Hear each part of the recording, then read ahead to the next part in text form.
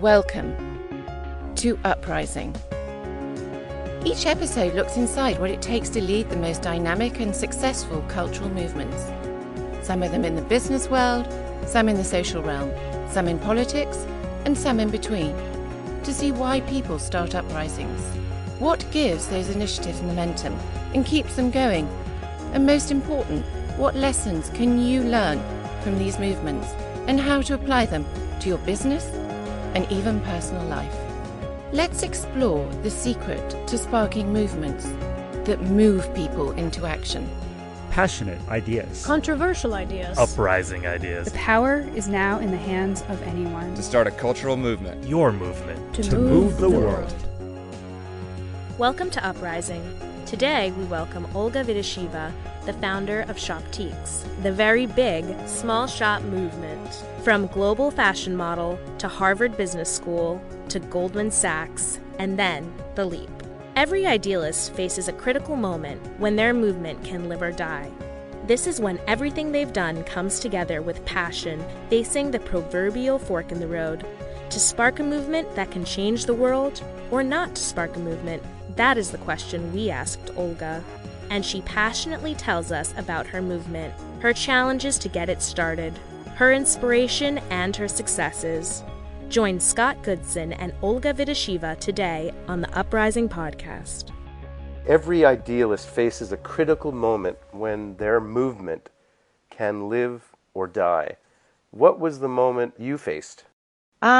That's a really, really interesting question. I think that we are facing that every single day. I think that the first one was whether to start the idea or not, right? When you think about why I started Chopsticks, I was a big boutique shopper already. I was working in Goldman Sachs on Wall Street, and I was traveling the world and taking 5 minutes out of my time to go and discover something local, something interesting, something that I couldn't find back home. And, I obviously went to business school right after. And so my point was I could have literally not started, right? And I think that was the biggest choice in the beginning. And if I didn't start it, I don't know if somebody else would have. They probably would have. But I really believed in that shop small movement really, really early on. And then that first decision of, do I take the plum and actually go in and pursue this or not? And that was a really, really difficult choice. And so starting that out was a big one. And then later on, when we had about 50 stores, and if you look at kind of any marketplaces, Etsy or eBay, it takes about 2 years of slight growth before the network effect kind of kicks in. And so those first 2 years was definitely a moment where it could have died down if I really didn't believe in the idea and the model and the business so much. Was there a specific moment that you remember that you that was like if you would have gone left that day, it would never have happened, or you decided to go right and it did happen? Was there that bridge over the Rubicon moment? I think that it's happening every single day. There's so many challenges every single day that I'm like, oh my God, do we take a right or do we take a left? I think it's hiring your team. I think that I have a first employee. Her name is Allison, and she's been with me from the beginning.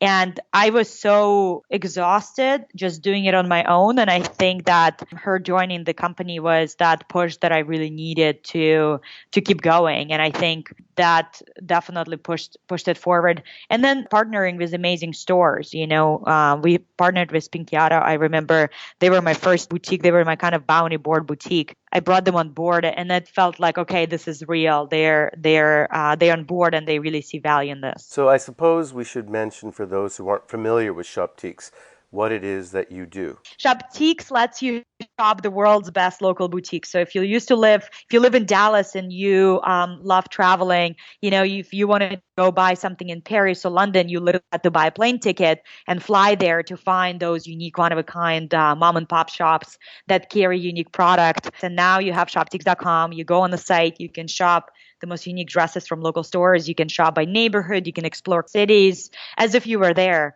and really experience the world. Our tagline is Shop the World. So talking about Shop the World, You were born in a place quite far off the beaten path. Were you determined at an early age to create a better life for yourself? So I was born in Kyrgyzstan, which many people don't even know, but it's, in Central Asia. It's funny enough, I loved my life. I had the most incredible childhood. America felt like going to the moon. So I never sought anything about my life that wasn't already perfect. And I looked at it as I already love what I'm doing, but kind of being more in a teenage years, yes. So I felt like I was really limited in what I could do as a woman in Central Asia or in Russia. And I definitely felt like I needed to get out of that environment to go and pursue kind of the American opportunity. It's quite an extraordinary story. You started there. You were a very successful high fashion model. You went to Harvard Business School. You worked at Goldman Sachs. So when did you start dreaming of creating a movement to reinvent global fashion? I feel like I was always meant to do this. When I was even in Russia, everybody dressed the same because it was all about the uniforms and it was never about individuality, and it always bothered me. My mom would always make me clothing that I would kind of draw it out for her because I wanted to be different. I always felt like we as humans are all so different. Even our siblings, we are different of who we are, and what we put on every single day makes us who we are and makes us express to the world who we are. So when I went to Goldman, I would still go and shop at small boutiques on 9th Street in New York, or go travel and find local places there. And when I went to business school, my second year of business school, this was 2010, and kind of the world was in a tough economy and a lot of small boutiques were closing down. And I'm a huge kind of American. I believe in this country so much, and I believe that this country was built on small businesses, on entrepreneurs taking risks, starting local dry cleaners, starting local shops, starting local restaurants. And so I wanted to push that forward, and I also believe that this boutique can take risks that a big retailer cannot. They can buy something in quantity of 6 that's unique and different and will really help you express who you are. And I spent my second year of business school just literally talking to 800 stores, asking them the same question: why you're not online? Why are you not online? Why are you not online? But I don't think that I never was born to think that I would start a company. I think that I was much less risk taking than even I am now. But I kind of knew that if I didn't start this, I'll regret it for the rest of my life, just because I believed in it so much. And I was a customer, and I knew that people around me wanted to shop those boutiques, and this industry existed for thousands of years. If you think about queens and kings, they were buying custom, they were buying something unique and different that their tailors were making. So can I bring that to the rest of the world? And I remember really early in my life in school, I learned this concept of global village. And I just loved it. It is a global village, and Shopteks is able to allow you go and buy a bikini from Bali and buy plates from Morocco and a dress from Chicago and get it delivered to your doorstep and feel global and kind of worldly.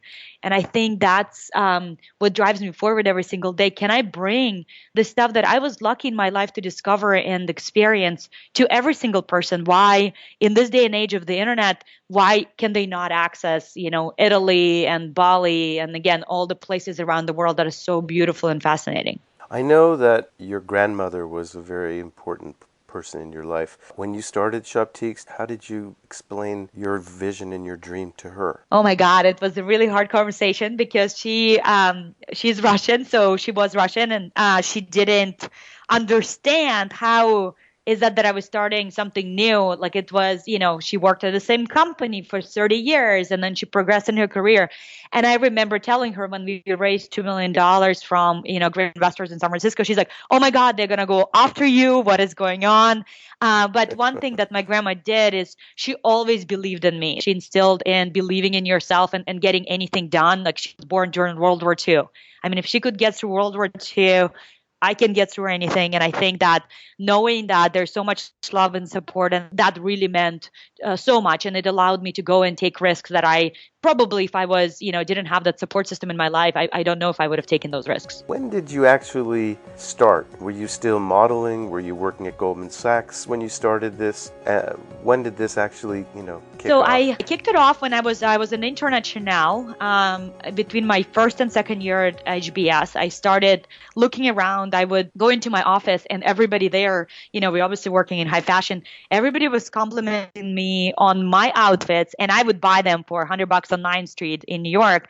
And they were like, "Oh my God, this is so cool. Where did you get it?" I'm like, "Oh my, you guys are complimenting me. You actually work at Chanel, and it's amazing." And so I realized that the fashion that I had, that I would discover that was unique, actually was appealing to so many people around me, and actually people were commenting on it. And so I started looking into it, then came back to business school my second year, and I wrote a business plan with this incredible professor, Noam Wasserman, to try to convince myself actually not to do it, because it was fascinating to me that this didn't exist already.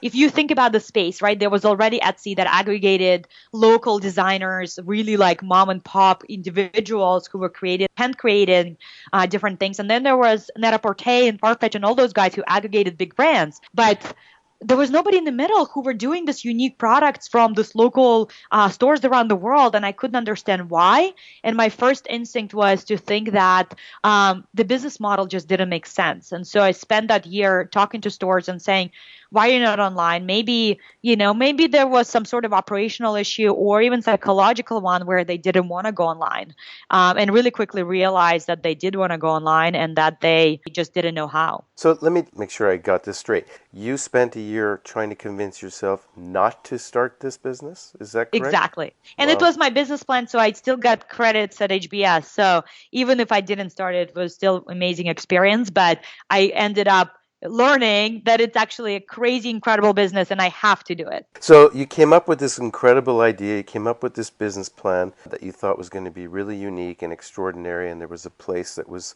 open in the market. What was the process next? Did you register the idea? How did you sort of put thought into action? I kept convincing myself not to do it, and I remember being in the backyard of my mentor, and she finally kind of was like, "You have to go and pursue it." And I think, obviously a friend in common, Pauline Brown, and she was like, "No, you have to go and pursue this." So that was the first time that I had somebody I trusted so much who kind of endorsed the idea, if you will, and really helped me think that the idea has legs. Even after all that analysis, I think I needed that help, just taking that last leap of faith. And then after that, it was a roller coaster. So I was a maid of honor at my best friend's wedding in Indonesia. And so before I saw that I needed to go start this business, I was like, I need a website. I mean, this is going to be online.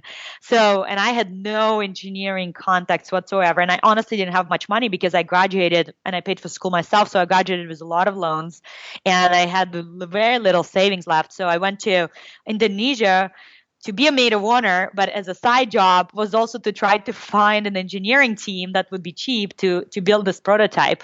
And I did find it in between all my maid of honor duties. That was kind of the beginning. So I had kind of the team to start building. Then I incorporated and started signing boutiques. I remember going door to door and selling them on my dream and telling them how much I believe in small boutiques and that there's so much opportunity to go and pursue this. At this point in our story, you came up with a revolutionary idea. You created this business model. You started to develop a website, but you had to come up with a name. How did you do that? It was trying to kind of come up with something that it would stand for something. So Shoptiques made sense because it was shop boutiques, just the ending of the word boutiques and then shop, because we wanted to signal to people that you could actually not only discover, but actually shop on the site. I had so many conversations with my friends and I would tell everybody my idea, but I always believe that, I'm just going to tell everybody what I'm starting and get their feedback. I never was afraid that people would steal my idea or something like that. I really believe in kind of sharing and get people's feedback. And as you tell them things, they actually will probably come up with even cooler ideas to tell you back and push your thinking forward. So Shopteks was born. And I bought the URL for I think $5. So definitely nobody thought of it before and nobody kind of bought it, so that I had to buy kind of a big URL. That's great. So you have a name, you have this great idea, you've registered the company, you're building the site. How did you start selling it? How do you get your first customer? So the boutiques was door to door, and then the customers were making my boutiques my ambassadors and really telling them what we are about. And luckily, all the boutiques were in New York, and a lot of them, and all of them at the time, didn't have any e-commerce. So as a tourist, you would come to New York, you would discover this amazing boutique, and you would be like, hey, do you have online store I can buy at when I go back to LA or when I go back to Chicago? And now boutiques would say, yes, we are actually launching on Shopteks, and Shopteks is going to feature all this amazing boutiques. And so they were my ambassadors, which was amazing. And I'm so, so grateful to them. And then the second piece was we secured an exclusive launch in Women's Wear Daily. And at the time they were still in print. And I knew that's going to be big because everybody in the industry were reading it. And so when we launched, thanks to that Women's Wear Daily article, we had 10,000 people on the wait list literally the next day. But when you took your idea to the first boutique and you said, hey, I'm Olga and I've got this idea, and who was the first customer who said, I want to do this with you. I want to get into this business. I want to, join. There was a boutique name, there's still one called Babel Fair. They are located on Elizabeth Street in Alita, which is the heart of all the local shopping in New York. And what did they say when you came in there with this idea? Because when you're starting a movement, when you're starting an idea that hasn't been done before, there's a lot of skepticism. So what was their sort of reaction when you presented your vision? You had to make it a no-brainer. So we didn't charge them. We were going to do all the work for them. And I think I was really passionate. It was really hard to say no to me because I was like, how can you not do this? Together we are stronger. Only, working together, we have to compete with Amazon and Macy's and all those guys because boutiques have the best clothing. And I also think that, having kind of Harvard on my resume has also really helped a lot because, I wasn't just a random person coming off the street. They kind of had that trust that I did my research because I was at Harvard Business School. Are you thinking now that you've succeeded, you've made it? No. Every day we still have more to do. Every single day, we're trying to figure it out. I think that the world is changing so quickly. You have to always stay on your toes. I think people who think they made it are the people that they get disrupted by somebody else. I think the best place is to disrupt yourself and to keep pushing yourself and growing and then challenging everything you're doing. One of the core principles for Shopteks, we have 5. One of them is always question the status quo. We don't want to stay still. We want to be pushing ourselves and being better every single day. It sounds like when, you've gone through this process, it was incredibly, time consuming and probably required an enormous amount of mental space and effort.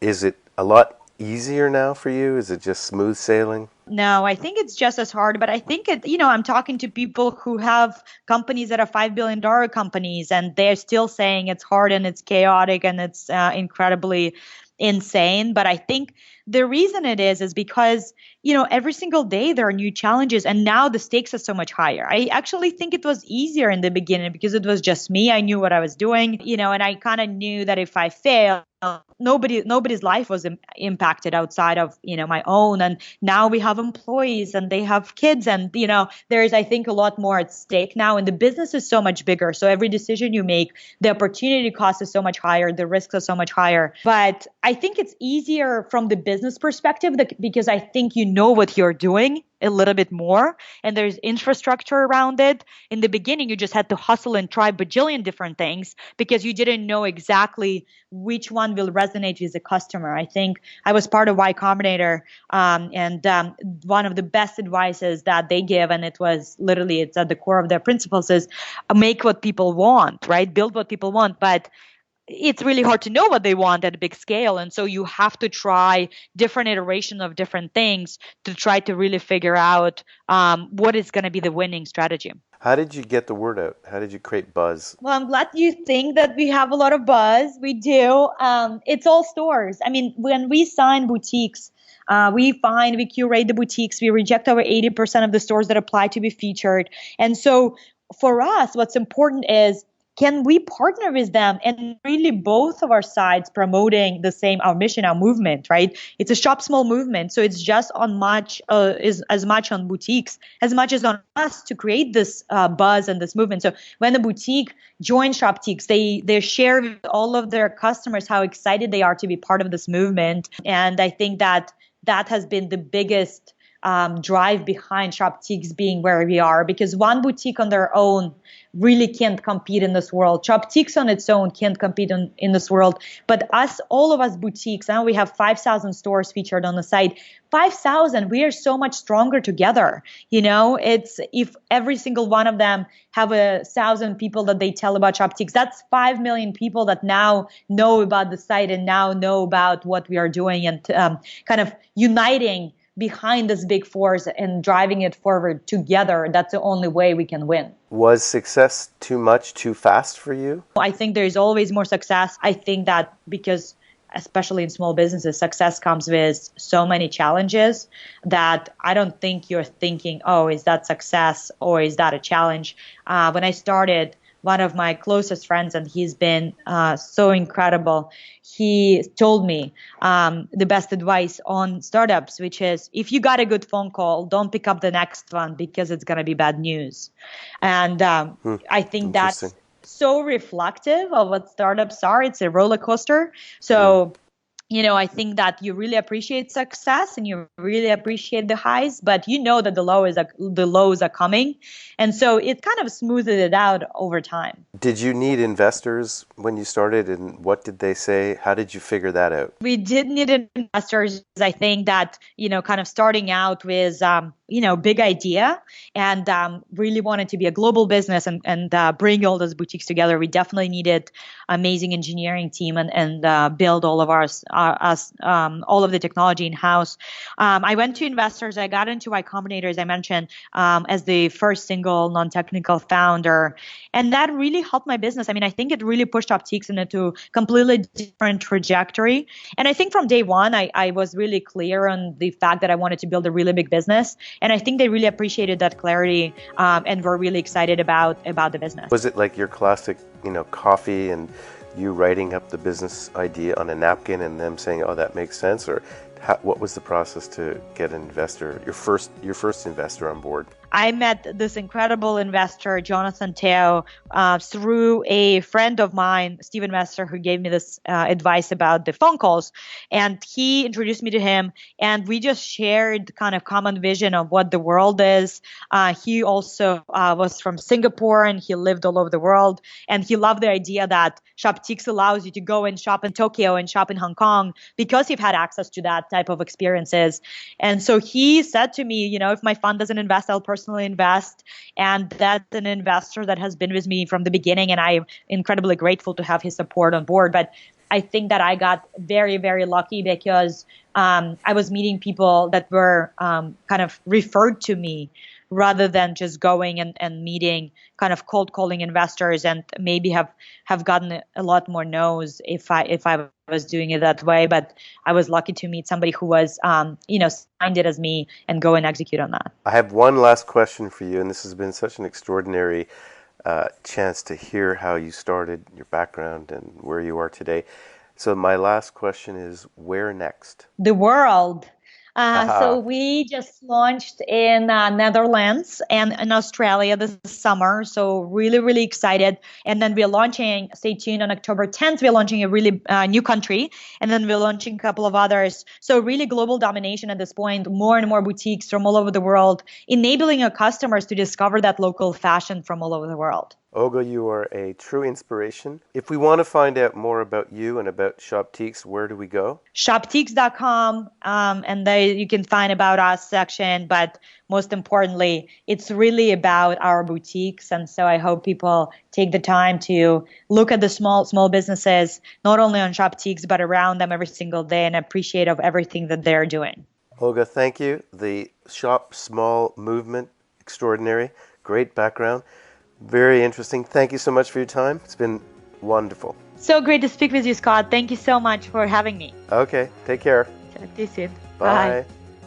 Thank you for joining our Uprising today and listening to our show.